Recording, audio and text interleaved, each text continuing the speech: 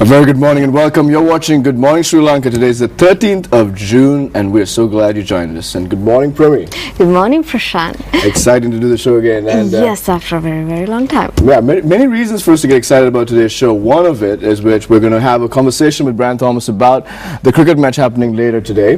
Sri Lanka versus Pakistan. It is the third ODI, 5 ODI series, and it's dead even right now. So it's going to be interesting. We're going to get some insight from him. And then at the same time, we're going to talk about something that's getting the interest of many young people across Sri Lanka.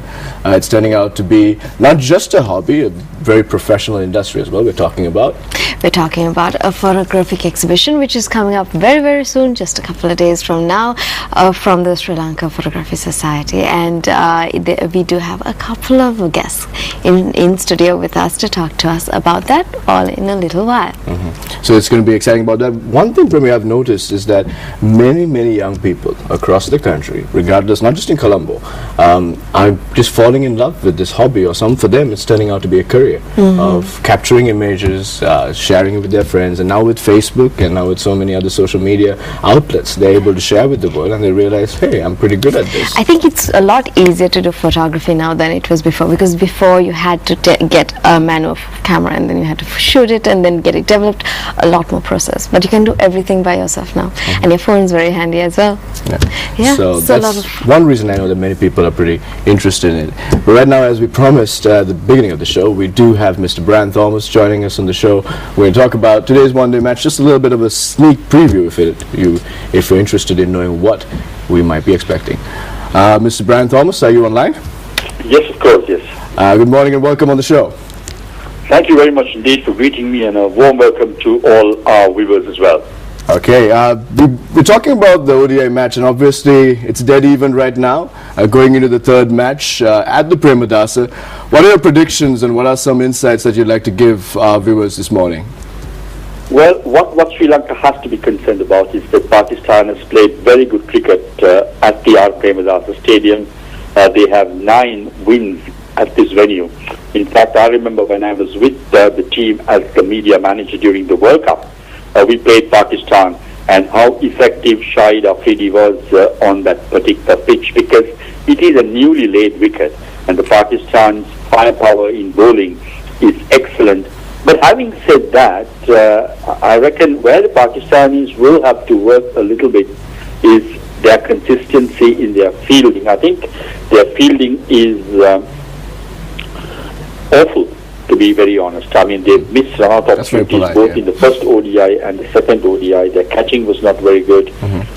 And also there is a bit of a depth problem as far as their batting is concerned. Well, Sri Lanka is just the opposite. I mean, the fielding is excellent, the batting is good. Of course, we have a bit of a problem in the bowling. But it's two evenly matched teams, but just that I think Pakistanis do have an edge based on the fact that they've really played good cricket at the R. Premadasa Stadium, and I'm sure they would have worked out the pros and cons of Sri Lanka's weaknesses. And mind you, they do have Jay Watmore as their coach, who is a very good analyzer. Yes. You did mention something interesting which I'd like to just focus a little bit on, about the firepower of the Pakistani bowling attack. Definitely they've got pace, and then at the same time you've got one of the world-class spinners in Ajmal. How do you see it playing? Because apparently they didn't do that well last match, and Tilakratne Dilshan and Mahalajaran seem to have got the better of them. Do you think our batsmen are finally figuring out how these guys are going to play out, or was that just an off day for their bowlers? I suppose what Maharaja Wadana and Tilakratne Dilshan did very correctly in the last outing against Pakistan is that they took their time on this track. I remember Kumar Sangakkara talking to Tony Greig, and he said, look, our batsmen have to sort of try and play the way they play Test cricket, because the Pakistani bowling is very good. It's not only their pace, mind you, it's the seam. They do have the world's best off spinner, and they have a superb leg spinner in Shahid Afridi, and Mohammad Hafiz comes in the equation as an offie who's very effective against left-hand batsmen. See, the thing is, if Sri Lanka does not give any wickets to Saeed Ajmal, that is a plus point. So I think Sri Lanka, in fact, is a far superior batting lineup than the Pakistanis. But Pakistan's bowling attack is so very good on these conditions. So it's even Stevens, mind you, it's even Stevens. But I think where Sri Lanka does have a bit of an edge is that they have played against these bowlers for long periods of time. And remember, we played against Pakistan in Sharjah, we played against them in the World Cup, and also this series is on. So I think that's why very correctly some of the experts have said two well-balanced sides meeting almost on a neutral venue. All right, so thank you, sir, for that very insightful look into today's game. All of us are excited about it, and hopefully Sri Lanka will come on top and not just win today, but win the 5-match series. Thank you for joining us. Pleasure talking to all of you. All right. Thank you, Mr. Brian Thomas.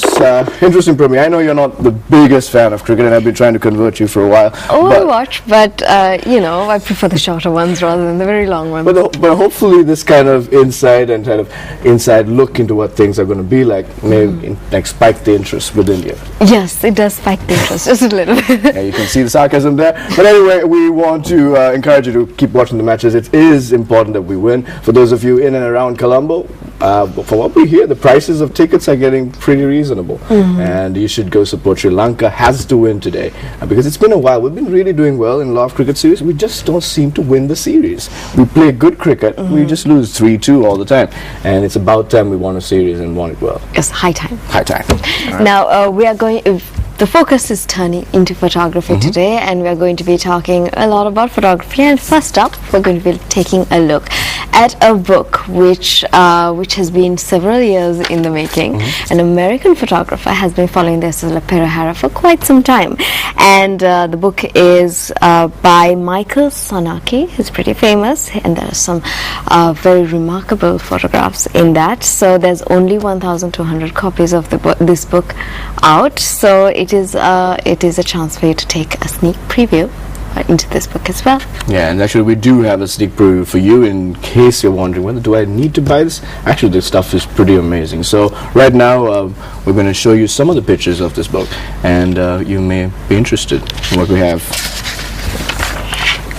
This photograph was made during a trip to Sri Lanka in August 2005. The elephant raises its trunk in response to a command given by her mahout.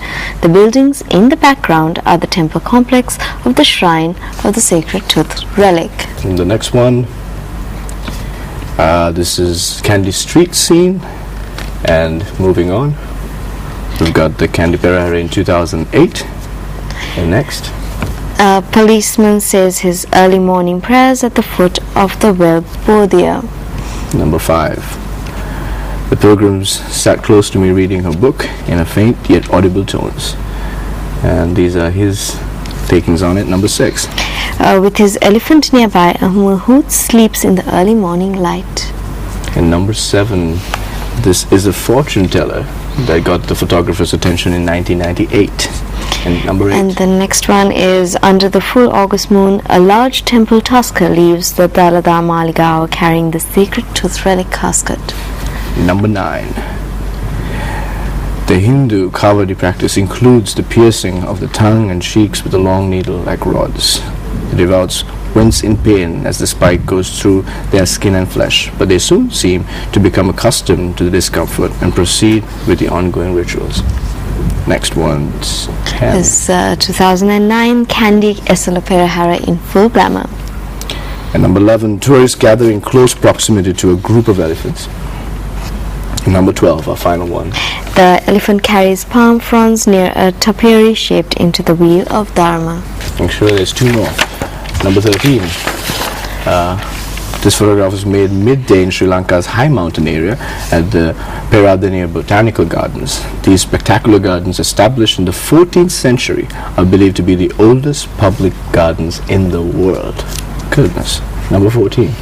And this made a day before leaving the island. A young boy is captured seaside at Colombo, Sri Lanka. Wow. Pretty amazing stuff. Pretty amazing stuff. So if you are interested, there's only a limited number of books out there. You can order the book on the website www.srilankafestival.com. You can find out a little bit about its author as well. Yeah, so to check it out, we're going to take a quick commercial break. When we come back, we've got more about photography and the exciting exhibition coming up. You're watching Good Morning Sri Lanka. Bye.